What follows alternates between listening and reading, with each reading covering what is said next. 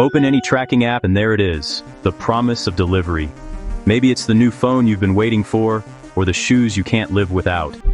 Every single object you own, from a $5 charger to a $50,000 car part, begins its journey as a metal box on a massive container ship. You tap Track Package, and you see that familiar, deceptively simple red dotted line stretching across the vast Pacific to your coast. It looks like the shortest route, a clean, linear, two-dimensional calculation solved by a basic GPS chip. You might assume that line is the route, the path plotted by a captain, using instinct and charts. But that assumption misses the most interesting and perhaps most powerful force in global trade. Who really decides the path of a ship carrying 20,000 containers, a vessel worth over $100 million?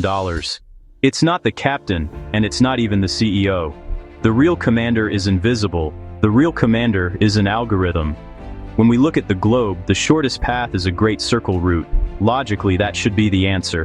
But out here, sailing the high seas, the shortest distance is almost always the most expensive distance. The enemy of shipping isn't distance, it's drag.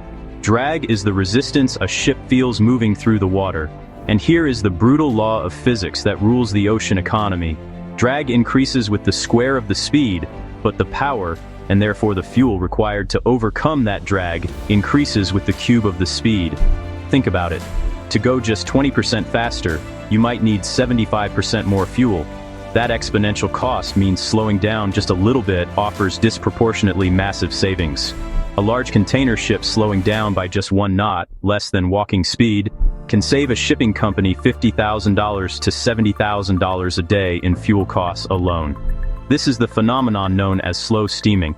This hyper-efficiency is why, on any given day, thousands of ships are creeping across the oceans. The resulting fuel savings across a fleet are measured in the billions.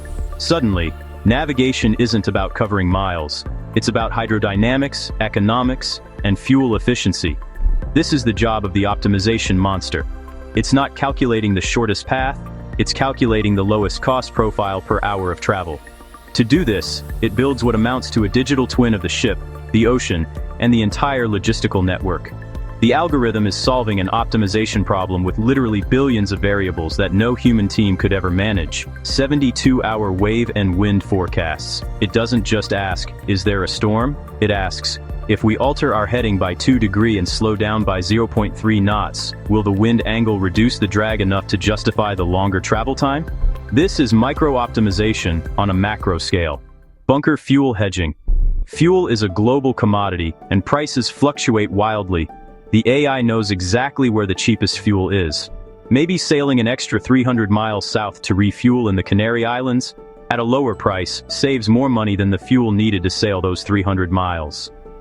Port congestion modeling. This is the most counterintuitive part. Does the AI predict a 12-hour queue for a berth in Los Angeles tomorrow? If so, it might tell the ship to slow down today, perhaps hundreds of miles offshore, to time its arrival perfectly for the moment the port is clear. This is called virtual mooring. An unscheduled stop costs not just time, but money. Pilot fees, tug fees, and detention fees for the containers.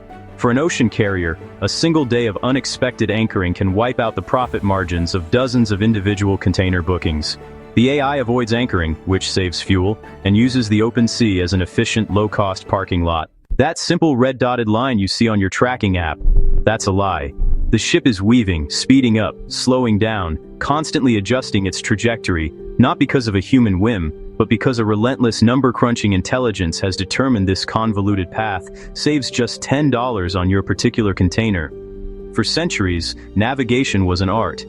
Captains relied on paper charts, common sense, and intuition about weather patterns and currents. Their primary goal was safety and hazard avoidance. The biggest change wasn't the GPS, it was the rise of just-in-time, JIT logistics in the 1990s. Companies stopped storing massive inventories in warehouses and started relying on the ships themselves to act as floating storage. This shift made predictability more valuable than speed.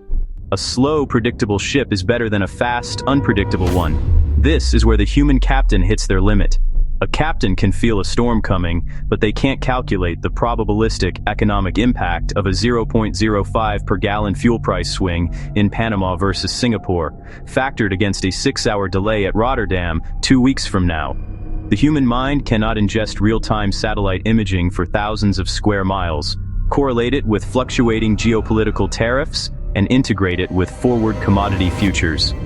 The AI operates on this unified, predictive financial battlefield, making decisions based on data that doesn't even exist on the ship's bridge. The captain's job has transformed. They are still the ultimate authority for safety. They navigate the immediate risk. But the AI is the economic co-pilot. It sets the strategic speed, the strategic path, and the arrival time, navigating market risk and hydrodynamic efficiency. The AI provides the marching orders. Arrive at this exact coordinate, at this exact speed, at this exact time, and don't deviate. The AI's singular goal is to maximize profit, or minimize cost, for the client.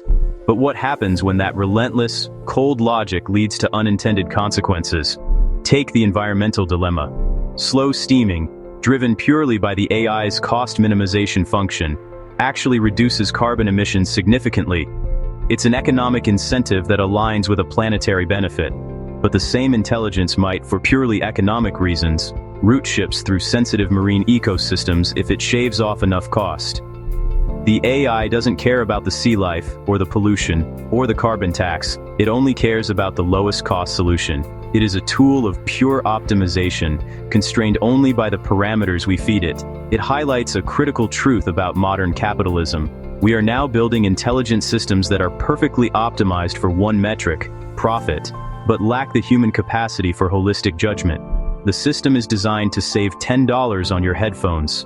If, in the process, it creates $1 billion change in global energy consumption or alters trade routes, that is simply an emergent side effect of its single-minded pursuit of efficiency.